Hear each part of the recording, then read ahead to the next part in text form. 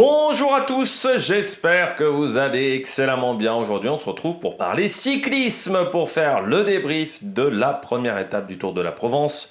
Une étape qui est arrivée du côté de Martigues, des conditions difficiles et un Mats Pedersen encore très performant. N'hésitez pas à vous abonner à la chaîne, à réagir dans les commentaires, à mettre un pouce bleu, à partager la vidéo sur les réseaux sociaux, notamment auprès de vos proches, si vous pensez que ça peut les intéresser. Dans les commentaires, n'hésitez pas à me dire qui vous a plu, qui vous a déçu. EPS 2.0 sur la plateforme de podcast, Amazon, Deezer, Spotify, Google, TikTok et les shorts également sur YouTube juste après l'arrivée de ce Tour de la Provence et des grandes courses du calendrier.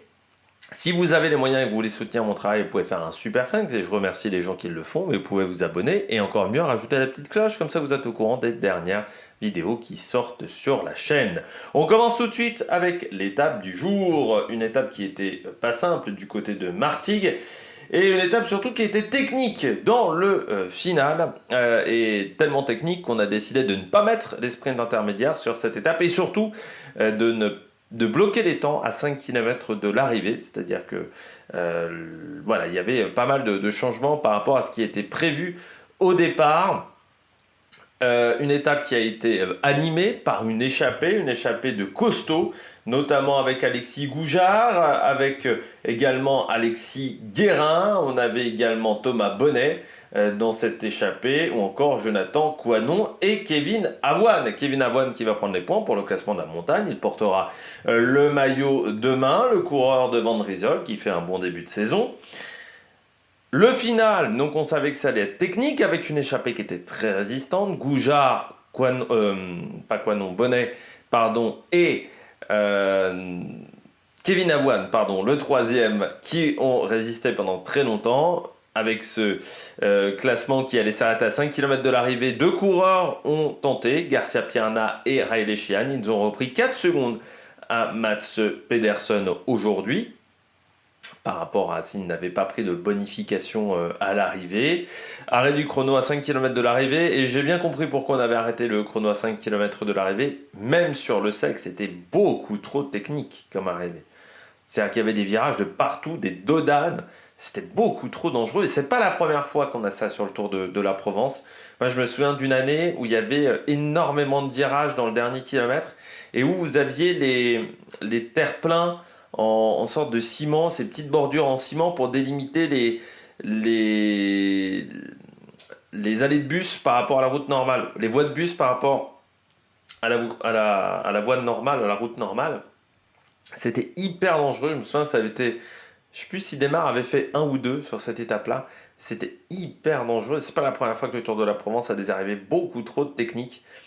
Là, même sur le sec, ça passait pas. Et j'ai envie de dire presque heureusement qu'on a un peu bloqué les temps à 5 km de l'arrivée et qu'on n'a pas tenté de faire une arrivée classique. Heureusement qu'il a presque plu sur cette étape. C'était beaucoup trop technique. On peut pas faire des arrivées comme ça. Et à un moment, il va falloir que du côté de l'UCI, on arrête et qu'on mette des amendes aux organisateurs de courses quand ils veulent proposer des arrivées comme ça. Ça ne passait pas même sur le sec. Donc il y avait 50 dodanes, on passe dans des zones 30. Il ne devrait pas y avoir d'arrivée dans des potentielles zones 30, voilà, dans les communes. C'est juste pas possible. On l'a vu sur le Paris-Bourges aussi l'année dernière, où c'était encore très technique. Là aussi, c'était beaucoup trop technique dans le final. On peut faire, je pense, beaucoup plus simple, surtout quand on sait qu'on va avoir un sprint.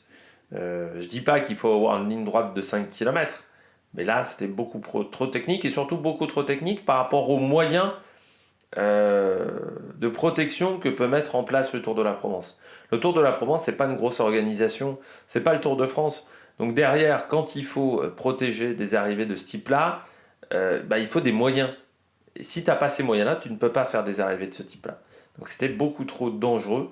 Et heureusement, presque, il y a eu de la pluie, avec des soucis parfois aussi au niveau du balisage de la course, notamment sur un rond-point. On avait l'impression que les coureurs ne savaient pas où aller, et on a eu l'impression également que le signaleur ne savait pas où devaient sortir les coureurs. Donc il y a eu quelques zones comme ça où c'était un petit peu le bordel, ce qui fait aussi que le peloton a été désorganisé à plusieurs reprises, et c'est pour ça qu'on a repris les échappées aussi tardivement. Eh bien on regarde tout de suite les coureurs au top.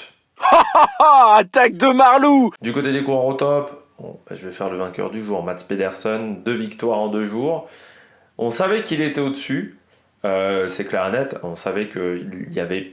C'est pas la course où il y a la plus grande adversité par rapport à ce qu'on a vu sur le Tour de la Provence. Il faut dire aussi que certaines équipes, quand il y a eu l'absence l'année dernière du Tour de la Provence, ont préféré aller en Colombie sur le Tour d'Antalya. Ce qui fait que tu te retrouves à avoir moins d'équipes disponibles, surtout que c'est le retour du Tour de Colombie aussi après un long arrêt. Il y a pas mal d'équipes qui ont décidé de faire cette course. Mais du côté de Mats Pedersen, moi ce que j'ai bien aimé aujourd'hui, c'est la manière dont il a gagné. Il a fait preuve beaucoup d'intelligence. Il savait qu'il allait avoir tout le monde sur le dos. Donc il savait que ça allait être compliqué. Il savait que ça allait être compliqué de revenir sur les échappées seulement avec la Lidl Trek. Donc ils ont roulé pour éviter que l'échappée prenne trop d'avance, notamment avec Julien Bernard, Tim Declercq. Bon, pas de peau pour eux, c'était une échappée de costaud. Ils ont réussi à faire venir Decathlon, à faire rouler Decathlon AG2R. Ça, c'est déjà une bonne idée. Et puis ensuite, ils se sont servis à partir de 10 bornes de l'arrivée, vraiment, ça a accéléré très fort. Je trouve quand même qu'aujourd'hui, Julien Bernard et Tim Declercq ont fait un énorme travail. Et dans le final, moi je trouve que Pedersen, il est très fort parce qu'il laisse partir Alex Kirch. Il n'essaye pas de suivre Alex Kirch. Il ne revient pas sur son équipier. Il voit Alex Kirch, il décide de bloquer. Ils sont deux, même. Il y a Ryan Gibbons aussi, je pense, qui est dans le coup, du côté de la Lidl Trek. Il y en a deux, en fait, qui n'accélèrent pas quand leur équipier accélère. Ouais, c'est Ryan Gibbons qui finit 30e. Et ils bloquent, ils empêchent presque les autres coureurs d'attaquer. Donc, ce qui fait qu'il y en a deux qui sortent devant. Alex Kirch et le coureur Riley Pickrell du côté de Israël. Et eux ne peuvent... Enfin, les autres coureurs sont obligés presque de faire le tempo. Et en fait, quand ils voient que ça commence à revenir, ils décident de lancer son sprint. Un sprint encore de très très loin. Sprint au moins 275 mètres, voire 3... je pense qu'il y a au moins 250-275 mètres de sprint du côté de Pedersen. Et là, quand il commence à enclencher le sprint, personne n'arrive à suivre. Il était au-dessus aujourd'hui, mais ce que j'ai aimé, c'est qu'il a été au-dessus et qu'il a fait preuve d'intelligence dans sa manière de gagner. Voilà, j'ai aimé les deux choses du côté de Pedersen. Certes, il y avait peu d'adversité, mais je trouve qu'il a gagné avec pas mal d'intelligence aujourd'hui. Il a été finot, rusé aujourd'hui, et ça, c'est des belles qualités. Et puis, ça montre encore que Pedersen, il a gagné 4 courses depuis le début de saison. Sa tournée en France se passe extrêmement bien. Pour le moment, c'est le coureur avec le plus de victoires. Ça va peut-être pas tenir pendant toute l'année, mais ça montre surtout que Pedersen, il a des très bonnes jambes. Et surtout, moi, j'ai aimé le travail de Declercq, j'ai aimé le travail de Julien Bernard. Et Declercq, c'est un coureur qu'on aura également sur les classiques. Donc, c'est un coureur qui sera important dans le dispositif autour de Mats Pedersen. On poursuit avec Axel Zinglet. Alors la Cofidis a très bien joué le coup parce qu'ils savaient que Zinglet faisait partie des favoris et ils se sont dit si on veut qu'on nous demande pas de rouler, il faut qu'on mette quelqu'un dans l'échappée. Bon, en plus on a Goujard qui aime bien prendre les échappées, donc ça s'est plutôt bien passé. De ce côté-là, je pense que c'était intelligent. Par contre, c'est vrai que dans le final, il est seul, Zinglet, il démarre son sprint, il est beaucoup trop loin. Beaucoup trop loin. Il n'était pas dans la roue de Pedersen. Après, on sait que c'est un coureur qui n'aime pas les finales technique, qui n'aime pas aussi vraiment frotter. C'est un domaine où il n'est pas encore performant, et ça, je pense que ce qui lui a manqué aujourd'hui, c'est d'avoir cette capacité-là à frotter. Là, aujourd'hui, il n'a pas réussi à le faire. Peut-être également que sa chute sur le Grand Prix de la Marseillaise, donc voilà, il y a une dizaine de jours, a fait qu'il avait un petit peu une appréhension aujourd'hui, qu'il n'était pas totalement en confiance. Mais voilà, dommage du côté d'Axel Zinglet, parce qu'il aime bien aussi ces conditions-là, la pluie, mais il y avait encore un peu trop de monde voilà, pour le sprint. Et surtout, il était encore un peu seul. Un peu seul, je pense, dans le final. Et il était frustré, ça peut se comprendre, parce qu'il sait le point qu'il doit corriger. Il l'a déjà évalué il y a quelques temps, Axel Zinglet, mais sauf que c'est encore compliqué pour lui, donc dommage. Là, du côté d'Axel Zinglet, parce qu'il y avait mieux à faire. S'il est dans la roue de Pedersen, s'il est dans les bonnes roues, il peut faire un bon sprint, sauf qu'il démarre beaucoup trop loin, ce qui fait qu'il est obligé de dépasser pas mal de monde. Et ça lui coûte, je pense, des secondes pour la victoire face à Mats Pedersen, surtout qu'il finit plutôt bien par rapport à Mats Pedersen encore une fois. Autre coureur top, j'ai mis Kevin Avoine, le coureur de Van Driesel. Pourquoi je mets Kevin Avoine? Parce qu'aujourd'hui j'ai trouvé le coureur français très bon. Kevin Avoine, c'est un profil atypique. Je regardais ça un petit peu son palmarès. Professionnel seulement à 26 ans. C'est-à-dire que c'est un coureur qui est passé au SCO Dijon pendant plusieurs années, qui a quand même fini, ça j'avais vu, 8e de Liège-Bastogne-Liège Espoir en 2018, mais qui n'est pas passé professionnel derrière. Alors il est passé au CC Nogent-sur-Oise pendant 4 ans, sans réussir à atteindre le statut professionnel. L'année dernière, par exemple, dans ses résultats, il est deuxième du Grand Prix des Marbriers, 12e du Grand Prix de la Somme, 5e du Grand Prix de Leval, 9e d'une étape du Tour du Pays Montbéliard, vainqueur d'une étape sur le Tour du Beaujolais, 13e de Paris 3, 9e du Chrono 47. Mais c'est vrai que c'est un coureur, Kevin Avoine, qui a mis beaucoup de temps avant de devenir professionnel.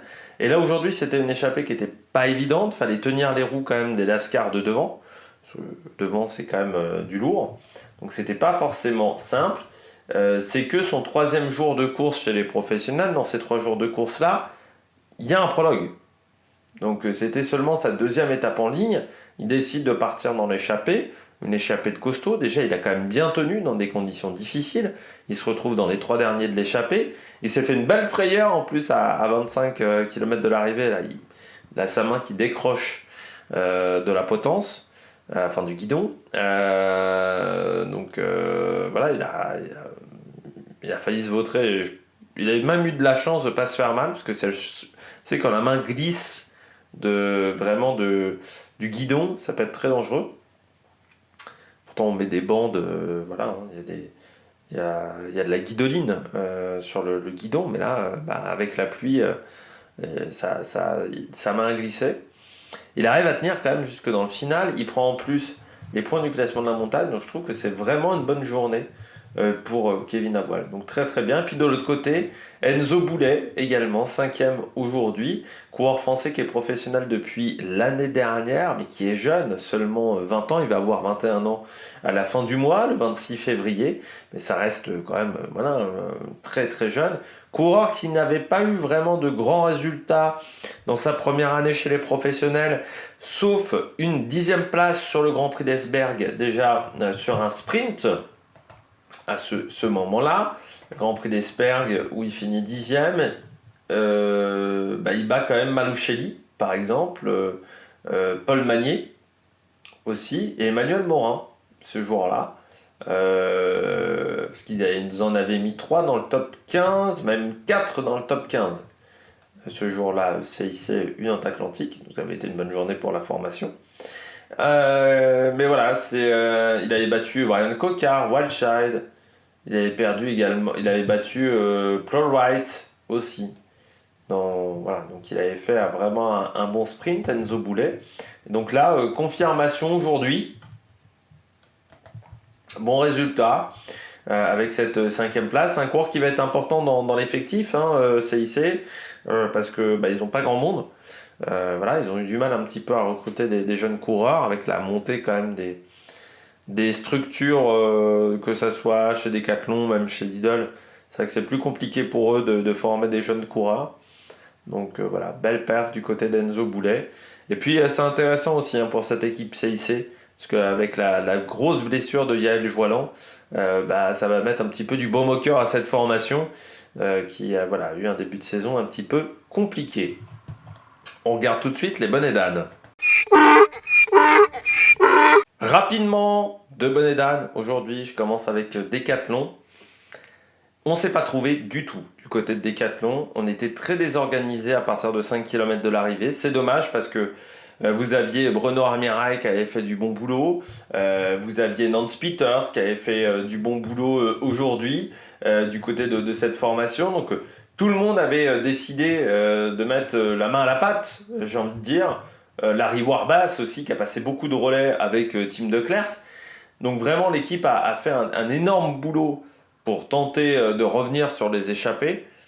Et derrière, entre Pierre Gauthera et Sam Bennett, on ne s'est pas du tout trouvé. Seulement 18e aujourd'hui Sam Bennett, 15e pour Pierre Gauthera. C'est dommage Sam Bennett parce que les jambes sont bonnes, vu sa performance sur le prologue hier. Et là, il n'a pas réussi à convertir ça avec un résultat aujourd'hui. Mais voilà, on voyait les images d'hélicoptère, je voyais qu'il n'arrivait absolument pas à se trouver. Le train n'était pas du tout en place aujourd'hui. Donc il faudra essayer de refaire ça. Demain, ça sera peut-être un peu trop dur pour Sam Bennett.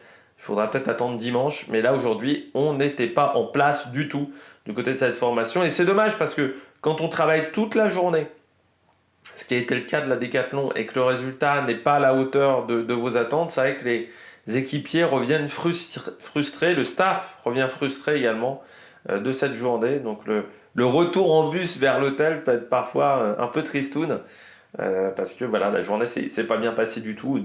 Et tu rates tout à 4-5 km de l'arrivée quand vraiment le train n'est pas en place. On n'arrive pas à s'entendre entre Pierre Gauthera et Sam Bennett. Donc j'espère qu'on arrivera à faire du meilleur boulot entre les deux dimanche, parce que ça peut être prometteur. Le jeune qui est poisson pilote du plus ancien,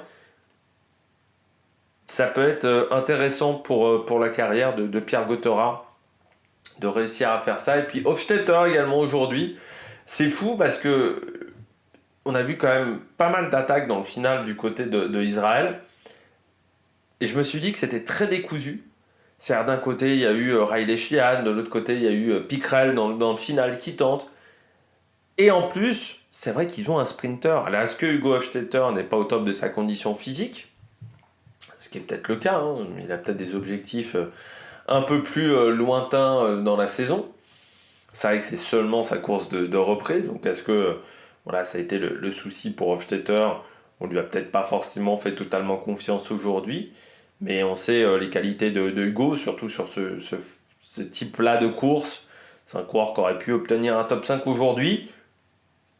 Donc seulement 19e, un peu déçu. Après, peut-être qu'il n'a pas voulu prendre les risques compris d'autres courants dans les derniers virages, mais je pense surtout que on misait pas trop sur lui aujourd'hui du côté d'Israël, donc peut-être une condition physique pas encore totalement au top pour Hofstetter. Il faudra voir ça, notamment dimanche, sur un sprint un peu plus compliqué, quoique lui il peut passer aussi demain l'étape, tout dépend comment ça roule, et surtout tout dépend de sa condition physique. Mais s'il est bien, on peut passer le genre de boss qu'on aura demain sur le parcours. On regarde tout de suite l'étape numéro 2. Le parcours de l'étape numéro 2, tout de suite, on l'avait déjà un petit peu vu lors de la vidéo de présentation, entre Fort-Calquier et Manosque.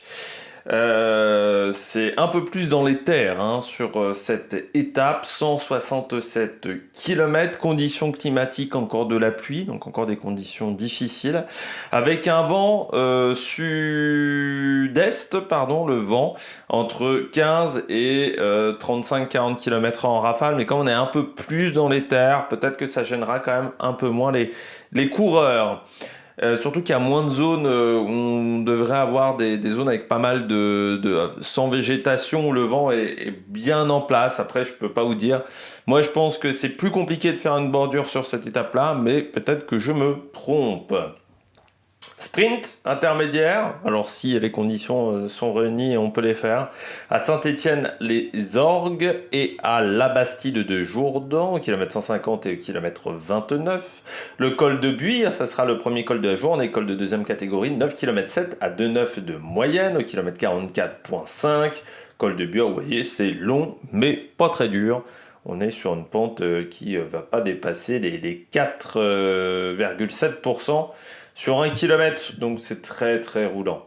Ensuite, on redescend vers Marne, Saint-Michel, l'Observatoire, 4 km 5 à 3,8% de moyenne, quelques petites bosses dans cette section aux alentours de la mi-course. Le col de Viens, 1 km 5 à 2,9 de moyenne, ça sera un col de 3e catégorie, kilomètre 118, ce col de Viens, là encore pas extrêmement dur. Maximum 4,1% sur 300 mètres. Donc encore une fois, c'est très roulant. On redescend vers Céreste-en-Luberon, 1 km 5 à 6,6 de moyenne. Alors là, ce n'est pas une côte au classement de la montagne. Et puis, la côte la plus compliquée, techniquement, selon les organisateurs de ce Tour de la Provence, le col de l'Aire del Masco, 6 km 6 à 4,8 de moyenne. Là, c'est un col de deuxième catégorie sur le Tour de France, avec des passages à 5%, mais ça reste c'est entre le troisième et le deuxième catégorie, hein, ce col de l'Aire d'Almasco sur un Tour de France. Et puis donc le final, avec le passage donc à la Bastide des Jourdans, et puis ce dernier kilomètre, avec 1 km 3 4 de moyenne. On va voir même un petit peu le final. Vous allez voir, c'est pas totalement plat sur le final. Alors que là, vous voyez les conditions climatiques. Quand je vous disais, vent de sud-est. Mais on va arriver un petit peu dans une cuvette. Donc il y aura un petit faux plat entre 4 km et 3 km de l'arrivée. Puis ensuite une descente légère pour vous emmener à 1 km 3 de l'arrivée pour la montée. La première partie est quand même dure. C'est là où on a les plus forts pourcentages. Ensuite, ça devient un peu plus facile. Il y a une petite zone un peu plus simple là, ici à 500 mètres de l'arrivée pour avoir une dernière pente compliquée pour cette arrivée finale qui va convenir encore à Mats Pedersen, mais également à du Dorian Godon, du Axel Zingler un peu plus. Donc peut-être qu'on aura un peu plus d'adversité sur cette étape. On verra ça demain. D'ici là, n'hésitez pas à vous abonner à la chaîne, à réagir dans les commentaires, à mettre un pouce bleu. Et puis nous, on se retrouve pour de nouvelles aventures sur la Mailhac Production. Ciao, ciao!